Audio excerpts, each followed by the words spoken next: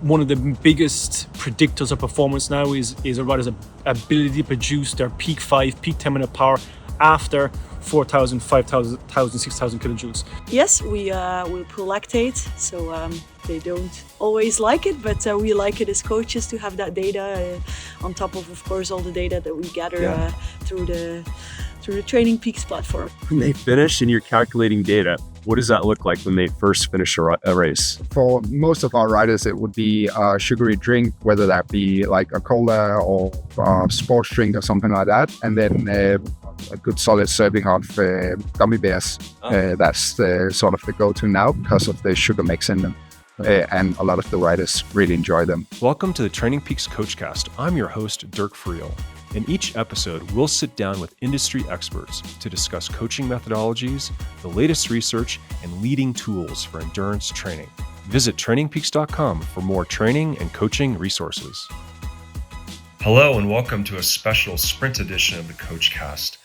I want to give you a little insight into what it's like to attend professional cycling team camps in the month of January along the Costa Blanca in Spain. I had the great fortune to attend quite a few camps this year, along with our global partnership manager, Connor Malhervey. And the reason we visit team camps is to gather feedback. Really, we want to see how they're using TrainingPeaks. They always have great feedback for us to adopt and bring into the product itself. I've been doing this for 20 years, going to camps in Spain. So it's definitely a highlight of my year, so it's time to share some of those experiences with you. We interviewed 5 different coaches and got some great feedback from them on what they focus on this time of year. We cover things such as heat training, nutrition, intervals, testing, all kinds of really cool stuff. So I hope you enjoy these interviews and learn a thing or two that can help you out in 2025. Lieselot Decroix is a coach for the FDJ Suez Women's WorldTour team. We caught up with the team as they were relaxing in the afternoon after a hard day of lactate testing on the local climb, Col de Rat. Surprisingly, one of the rewards was freshly made chocolate chip cookies, which Connor and I unfortunately did not partake in. Several of the athletes were simply lounging on the couch, including the legendary Demi Vollering, while we met with 2 performance coaches, Lieselot and Flavian Sonnen.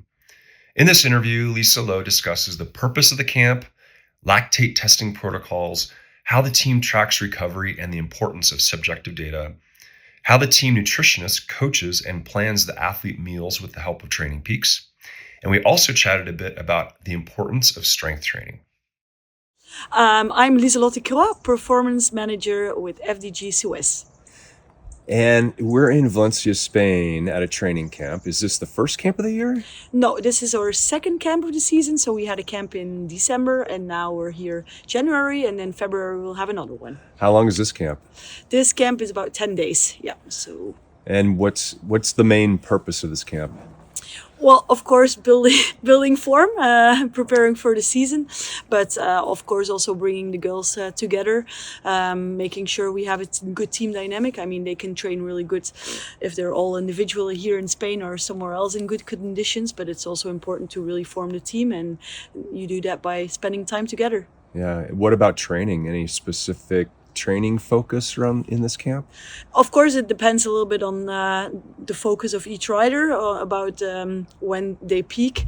So now it's still January, so it depends a little bit from rider to rider, from the ones who want to win the Tour de France or the ones who want to win earlier on in the season, but yeah, we start off with some testing, and also in January we did some December we did some testing, so then we can just adapt to training individually, even though they train as a group. Yeah. Are they doing indoor laboratory testing or outdoor or both? No. Here we do just outside testing.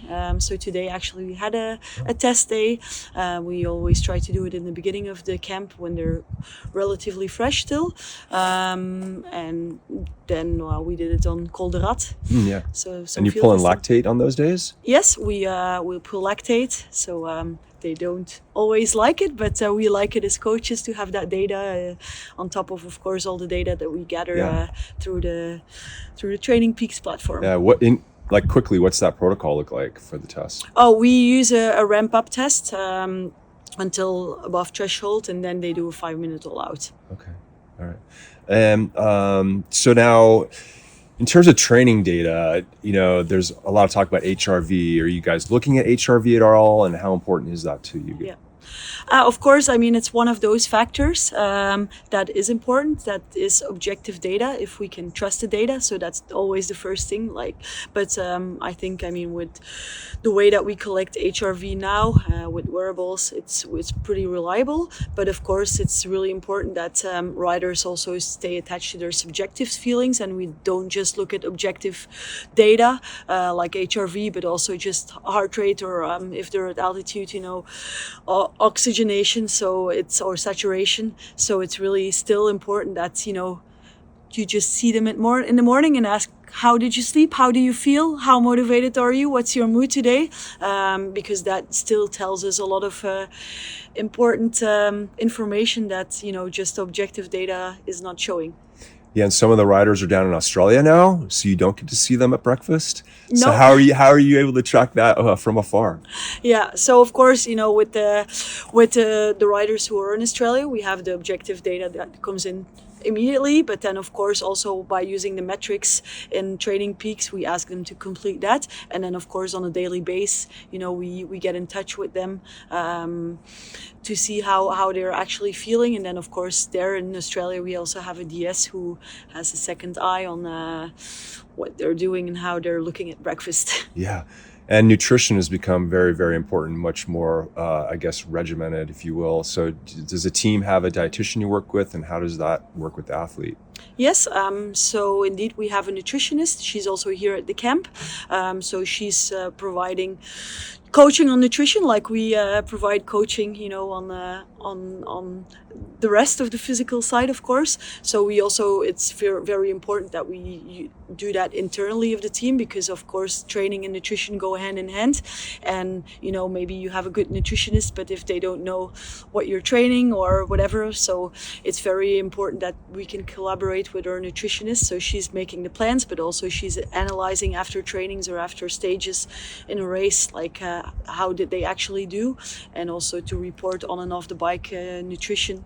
Yeah, that's important. And the nutritionist also has access to the TrainingPeaks data? Yes, of course, because that's something that we use before races, to predict how much they should eat, and then also to analyze after the race, how much they actually burned and how much they need to refuel after the race. So I would say for a nutritionist to do her job like she should, it's information that's indispensable. So she needs to have access to that, yes. Yeah. And another aspect of training that used to be ignored now is much more so looked at is strength.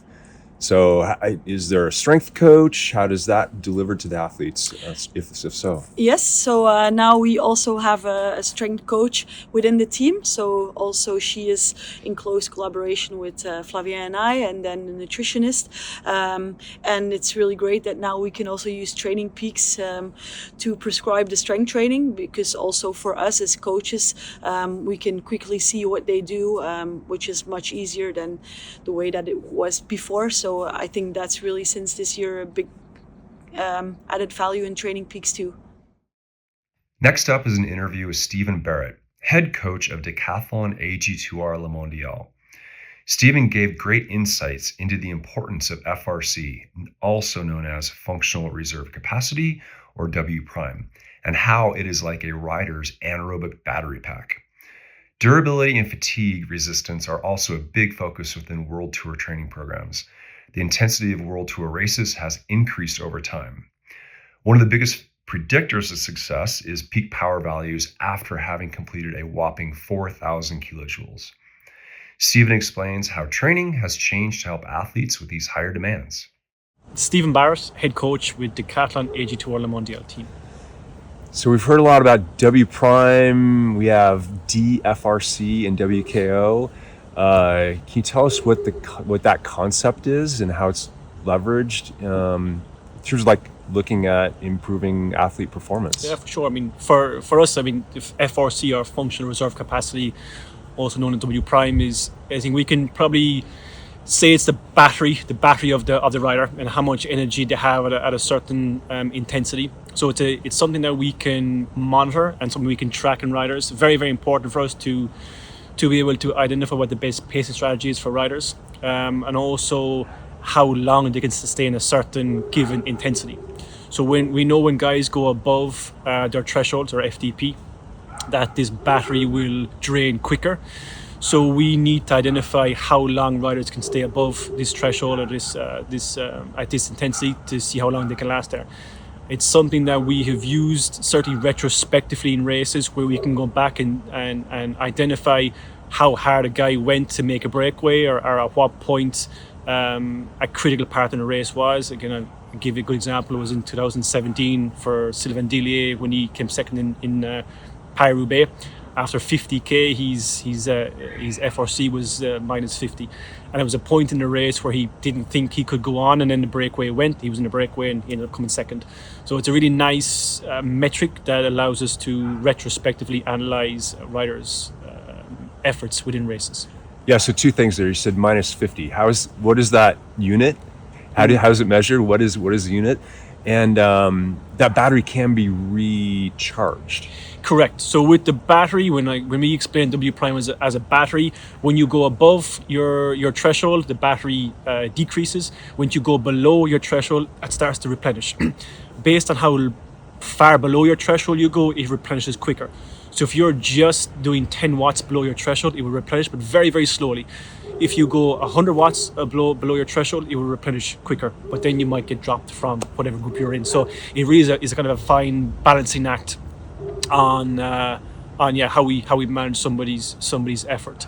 So again, we will often build intervals based on getting riders to go just above and just below their threshold. So they're called your stereotypical over-unders. Then we have some other efforts which are maybe more micro intervals, where they'll go really, really far above the threshold for 30 seconds and then really, really far below, again, to try to get a different stimulus as well from a training point of view.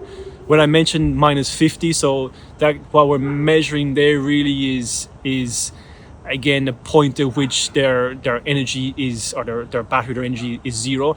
And then minus 50 technically is not possible, but it's just based on the numbers that we use. They can kind of go beyond to a point which we think maybe wasn't possible, and then that takes quite a while for it to replenish. So they need to spend a lot of time below the threshold to get that back up to zero and above zero. It's something that we use again retrospectively quite a lot to teach riders actually what they're capable of doing, because I think sometimes riders put a bit of a ceiling on themselves, and then with this allows to actually show them, actually no, you can go beyond here, and this is the level that you actually can get to. Yeah, so sometimes training blind and not looking at the data can push them farther. That's a tactic or a tool that I've used, or we use with a lot of riders, where they'll do blind efforts. So not all the time, but certainly occasionally during the training program, we'll have guys do 5-minute, 10-minute efforts without looking at their power numbers. And it's really just to show them what's possible. Sometimes they surprise themselves and they can do 10, 15 watts more than what they maybe anticipated. So it's a really, I would say, a very important tool or technique that we use in coaching some WorldTour riders. So another big difference between domestic and WorldTour racing is this concept of durability, which we've been seeing more and more of in the headlines, Yes. of training concepts. And so explain this concept of durability and how you go about tracking that. I think with durability, is also known as, I think, fatigue resistance, is basically is a way we can identify a rider's level of output in a fatigue state, or after a certain amount of kilojoules they've expended. I think we've seen in the last 4 or 5 years the intensity of certain WorldTour races has exploded. Guys now are burning or expending anywhere from 4,000 to 7,000 kilojoules, which maybe 10 years ago was maybe unheard of. So now one of the biggest predictors of performance now is a rider's ability to produce their peak 10-minute power after 4,000, 5,000, 6,000 kilojoules. So it's something that we use to as a parameter to coach guys, to train guys. We spend a lot of time improving their aerobic endurance by doing zone 2, zone 3 training to build up their fatigue resistance.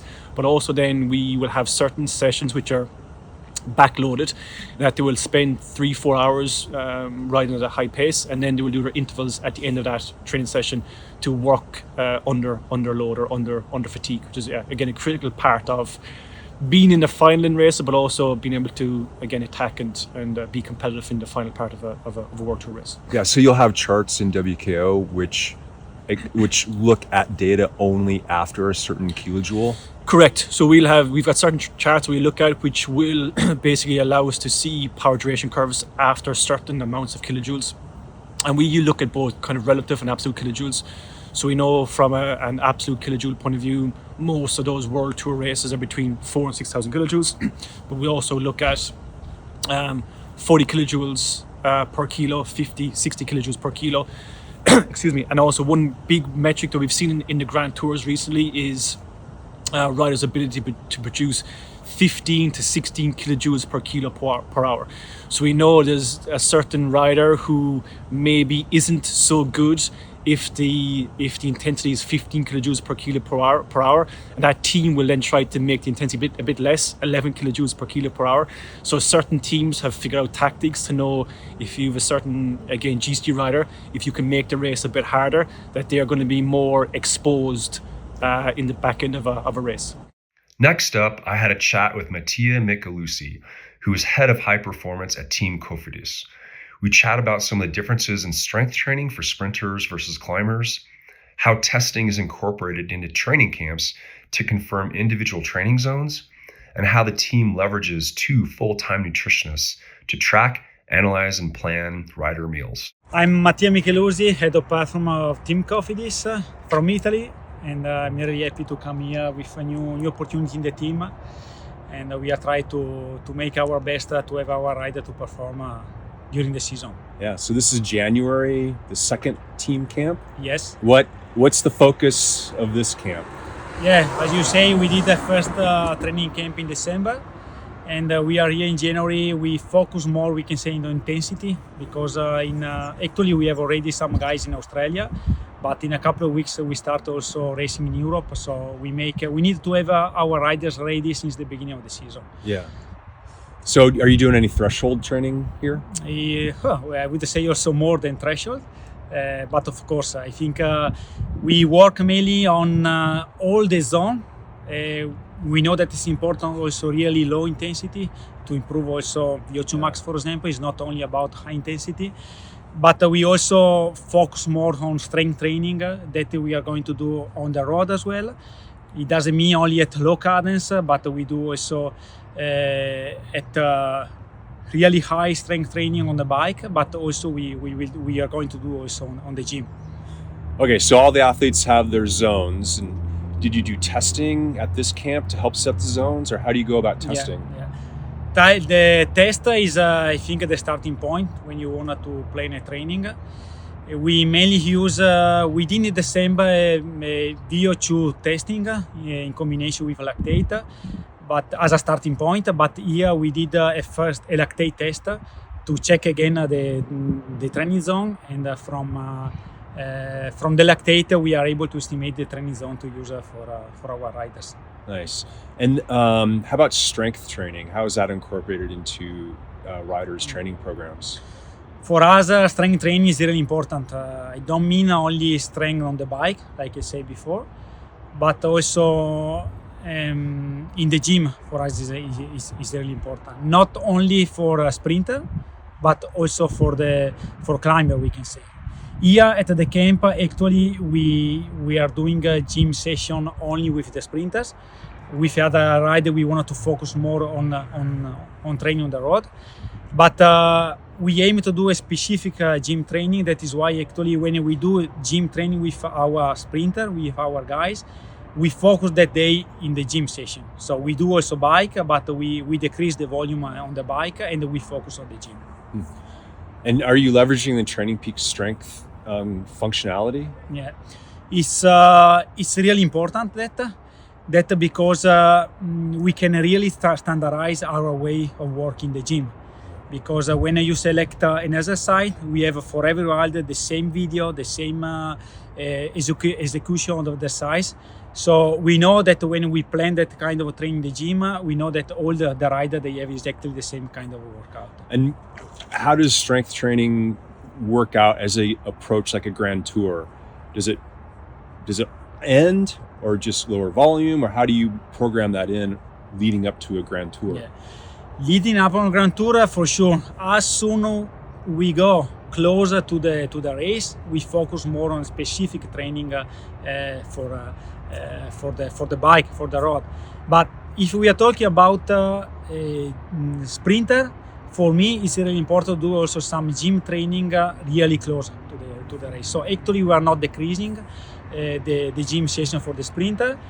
Maybe we don't do like in the winter period 2 times a week, but maybe we do one session every 7-10 days.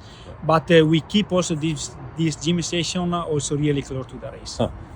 And then on nutrition, the team has how many dietitians, and how do they leverage TrainingPeaks? And nowadays, nutrition in cycling is crucial. So as a team, we are invest also a lot on nutritionists.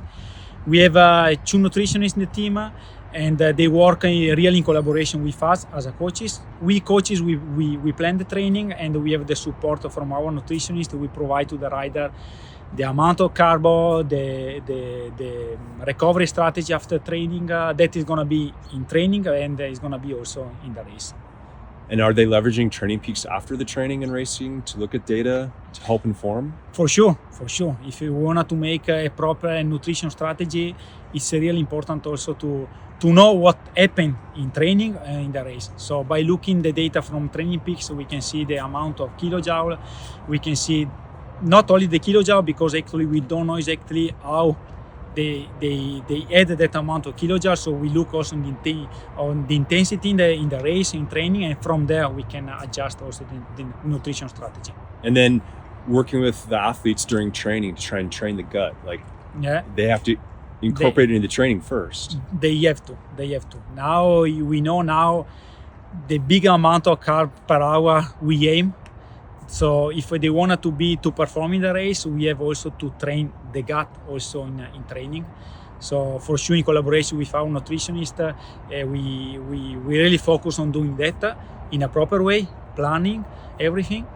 And but that is possible also with a good brand of supplementation. We can say nowadays. We can aim also to have this big amount of carbo, because also in the last few years there was a big improvement in terms of the quality of the supplementation. Super. How long have you used TrainingPeaks? It's difficult to say now for me. I would say at least 10 years. All right. Yes. I like it. Thank you so much. Next up, we visited Team Israel Premier Tech, who were staying at a really cool sports hotel. This hotel actually has permanent altitude rooms to sleep in. So up to 28 athletes could sleep at a simulated 3,000 meters per night. Never seen that before, so that was really cool. I was able to catch up with local Colorado professional Riley Sheehan and his teammate Chris Froome just before they headed out for a team time trial training day. I interviewed one of 3 team nutritionists, Nicki Strobel, who gave a good overview of how daily workout load can be seen within TrainingPeaks in order to update meal plans. We also discussed recovery guidelines after races. Do the riders eat more rice or pasta? And what are the biggest mistakes he sees amateur athletes make? My name is Nicki Strobel, and I'm a nutritionist with Israel Premier Tech, part of our nutrition team. So we have 3 full-time nutritionists in the team. Yeah.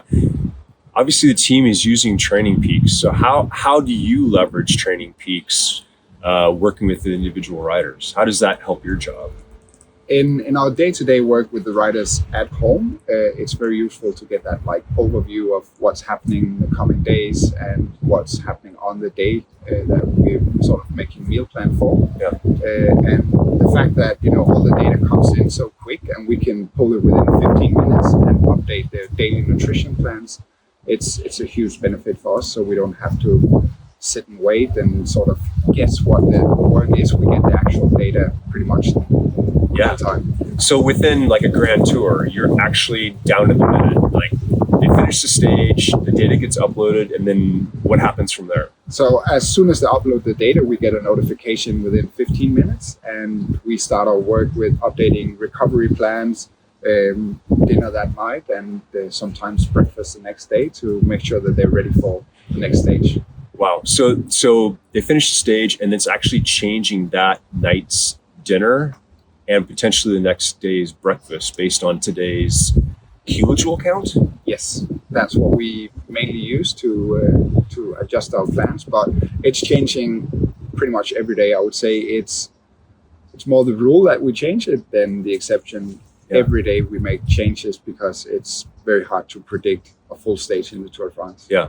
And then the individual riders' race nutrition is also calculated for the individual. Yeah. So every day when they come back, they let us know how much they ate on the bike. And then we calculate that and take it with the time from TrainingPeaks, and then we can get what they fueled on average every hour. And then that goes into our whole system. I mean, the trend obviously has been to increase carbohydrates on the bike, in workouts, in races.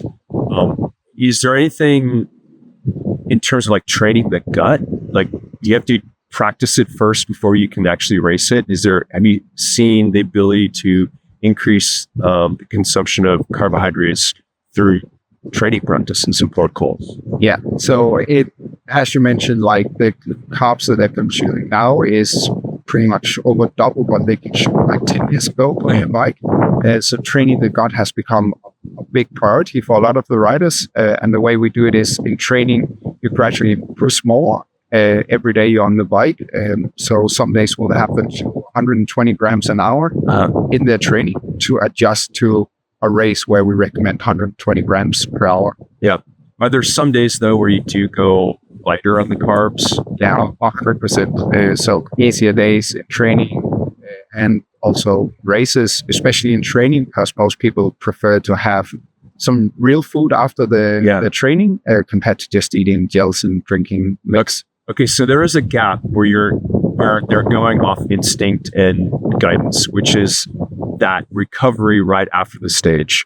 So what are some basic guidelines you're giving them for, that 15-minute window when they finish and you're calculating data? What does that look like when they first finish a race? For most of our riders, it would be a sugary drink, whether that be like a cola or a sports drink or something like that. And then a good solid serving of gummy bears. That's sort of the go-to now because of the sugar mix in them.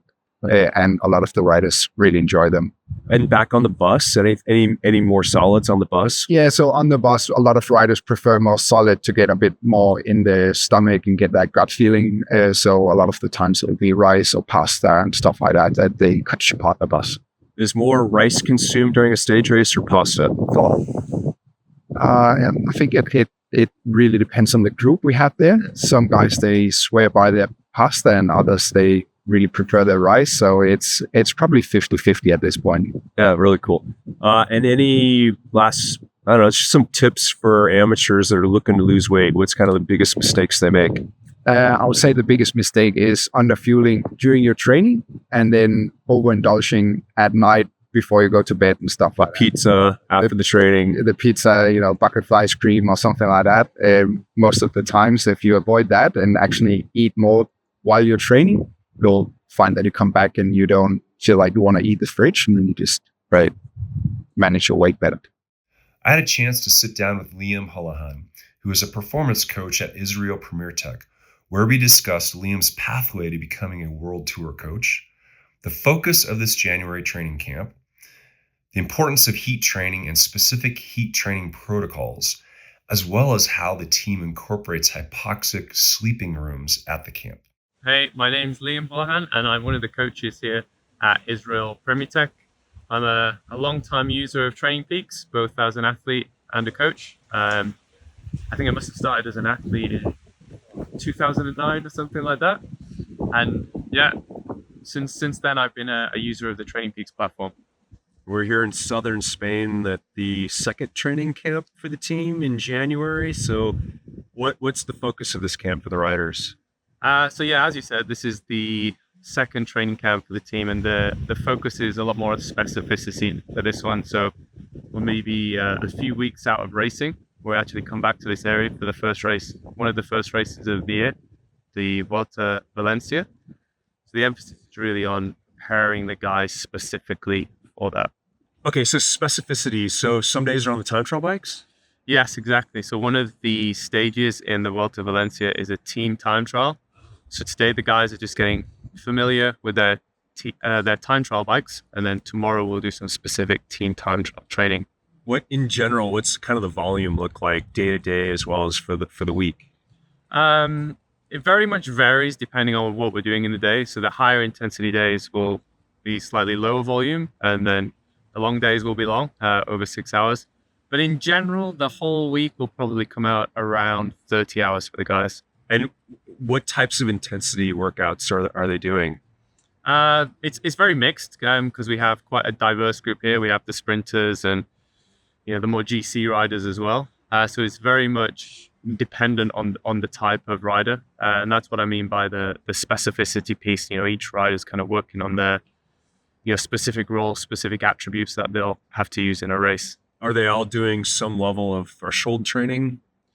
It's mixed, yeah, to a certain degree. So mainly like the climbing group, they'll do kind of like long, prolonged periods of that kind of work. Whereas with the sprinters, it tends to be focused, more on those shorter, more intensive efforts.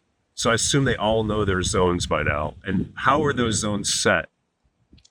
You'd be surprised. Yeah. we give them daily targets, so I don't know how much attention they're paying to it. But those zones are set. So we did some preseason testing at our last camp.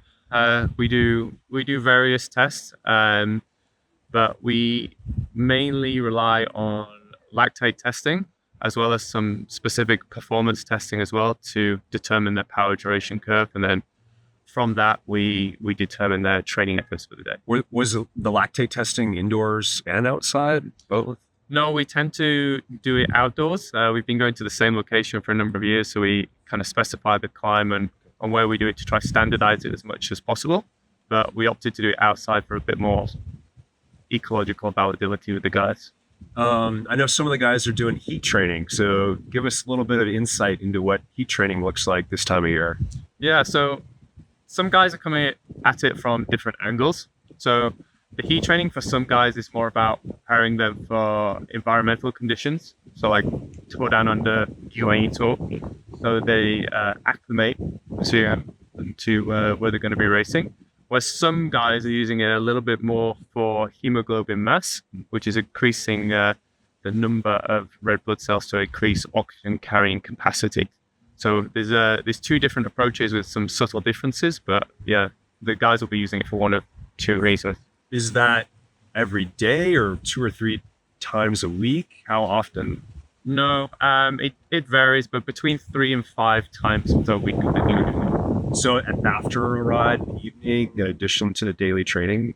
Yeah, we tend to do it straight after training because the core temperature is already elevated. Okay. So we kind of get better bang for our buck with that time by doing it that way. So what might the protocol look like for that training session after? Yeah, there's 2 ways you can do it. So you can use an environmental chamber, but we don't have that here. So what the guys are doing is they're overdressing. So like winter clothing with a rain jacket, they'll do training with no fan on. So for 45 minutes, or what's the target time? And yeah, around 45 minutes. At what type of intensity? So it varies massively because we do it based on RPE. Okay. So initially you'll probably kind of like low zone 2, but by the end it's very much zone 1. We tend to see the heart rate go like this. Yeah. The power go like this. That's the point. Yeah. And then there's some altitude rooms here at this hotel as well. So some of the riders are actually sleeping at what altitude, effectively? Yeah. So as you say, some of the rooms are hypoxic, so we can change the percentage of oxygen in the rooms that they sleep at and rest at. We try and encourage them to stay in the room as much as possible to really maximize the time. So initially we started at, I think it was like 2,000 meters, and we just incrementally increased that. So the guys are now sleeping and resting at 3,000 meters. Yeah. How many coaches are on the team? Good question. I think we have like 5 or 6. Some have dual roles. Okay. But yeah, between 5 and 6. And real quick, like, what does that interaction between coach and director sportif look like? Like, how is information, given to the directors so they have more insight into their fitness coming into races? Yeah, so we have great communication between the DS team and the coaching team. So we have a weekly call, as well as the coaches fill out a kind of a weekly report on the riders. And then each coach is assigned to a race group, which includes the lead mechanic for that race and the director sportif for that race. So we have various checkpoints where we check in to discuss things all related to performance. So we have a great communication back and forth. And then sometimes at the bigger races as well, we'll have a coach on site as well to assist the DS with how the riders are recovering and to help inform any strategic decisions as well. And lastly, how many races will you go to, or do you go to any at all? So I personally, last year I went to one, which was the Tour of Britain, which went quite well. I've been on the points jersey, the overall 2 stages, so it was a good outing. And then the previous year I went to the Giro and the Tour of Romandy. But yeah, various coaches will go to most of the key events. In terms of which ones I do this year, I think it's still to be determined. It's quite dynamic. Thanks for listening to this special sprint edition of the CoachCast. It was certainly a pleasure to share some of the insights we gained from meeting with some of the best coaches in the world. Stay tuned as we plan to bring you more interviews with top coaches and athletes from a wide range of sports. Thanks for listening to the TrainingPeaks CoachCast. Visit trainingpeaks.com for more training and coaching resources.